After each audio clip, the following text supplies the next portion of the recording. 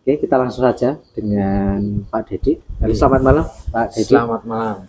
Asal usul terkait dengan cerita Kampung Pitu kan ada beberapa versi ya yang berkembang di luar.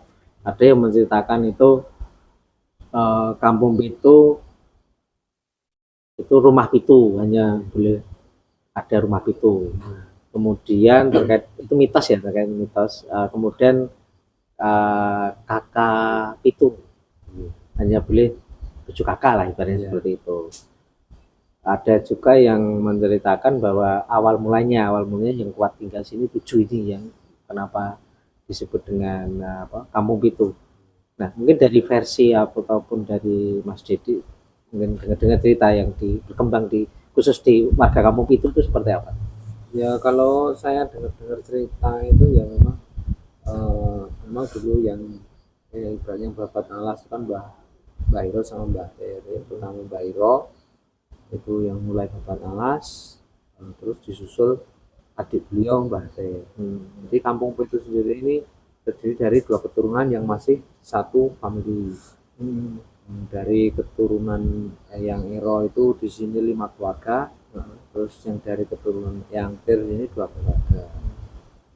Ya memang kalau saya dengar dari cerita dulu kan memang eh, dari 2 keturunan yang Iro sama yang Tir berarti kan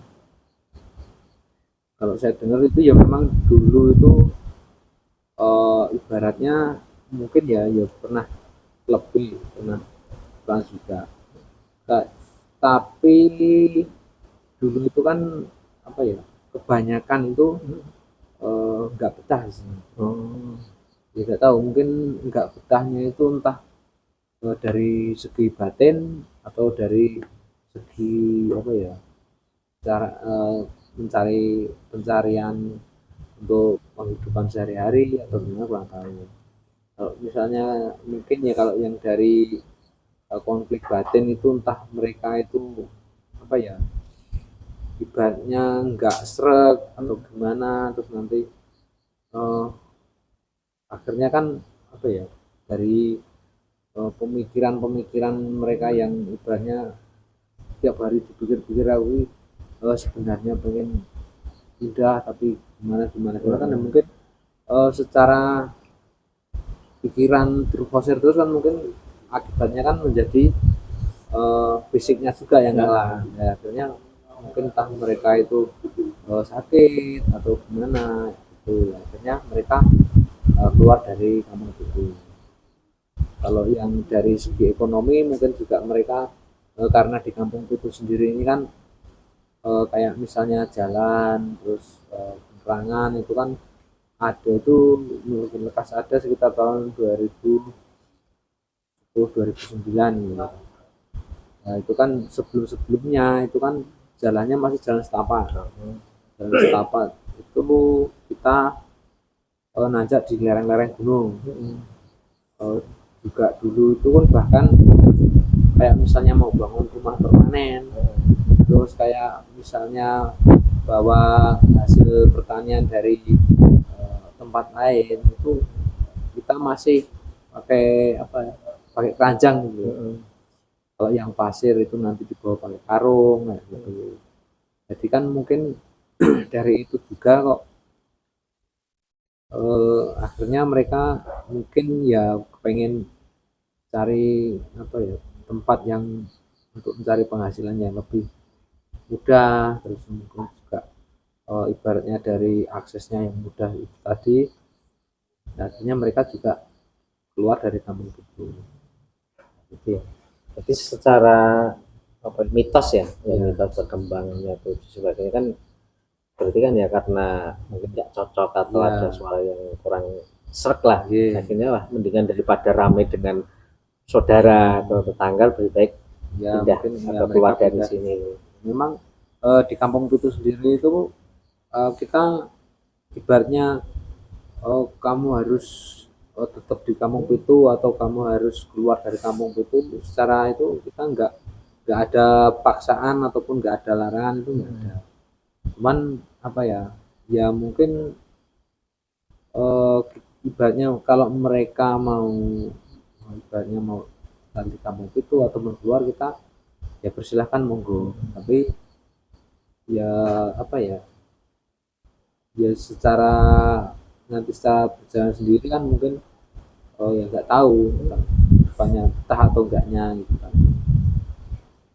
Tapi kalau dari sudut pandang Pak Dedi sendiri terkait dengan mitos hanya boleh di sini 7 kakak.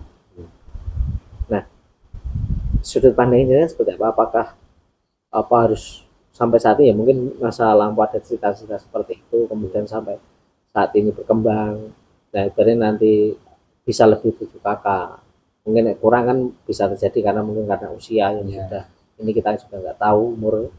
Nah kemudian kalau mungkin punya anak kemudian nikah dan pengen apa buat kakak sendiri atau nanti bisa lebih 7, nah itu dari sudut pandang Mas itu apakah boleh atau tidak atau seperti apa?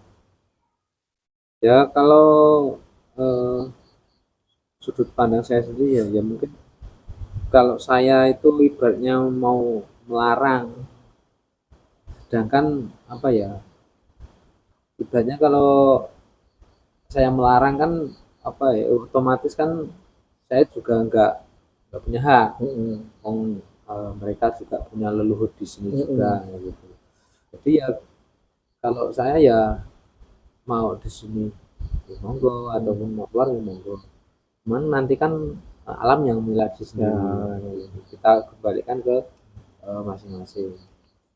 Ya selain itu juga kan kadang kan ibaratnya eh, misalnya ada salah satu warga itu juga tinggal di sini loh, nah terus kan beliau punya anak, sedangkan untuk bangun rumah atau apa itu kan lahannya cuma ada di sini, nah, itu kan otomatis ya monggo.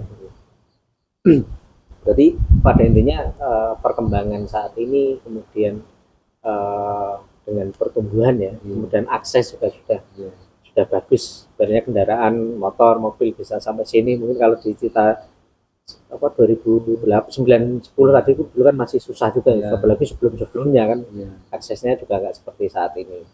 Nah dengan perkembangan ini berarti kembali ke kepercayaan masing-masing ataupun dengan mitos-mitos itu bagaimana harus mensikapi kan gitu ya. Ya kalau terkait dengan itu apa yang harus kita lakukan, apa yang harus disesuaikan dengan kondisi alam di sini ya kembali ke prinsipnya masing-masing. Karena nanti kan apa ya, ya alam sendirilah yang ya. Mungkin kalau kita melihat dari sisi perspektif lain di luar mitos ya, ya mungkin dengan kondisi kampung itu berada di atas gunung, kemudian banyak batu-batu yang besar-besar di sini, kemudian dari sisi lahan pertanian juga terbatas, kemudian sumber air juga mungkin ya kalau banyaknya kakak itu ya nanti kebutuhannya juga bisa berkurang.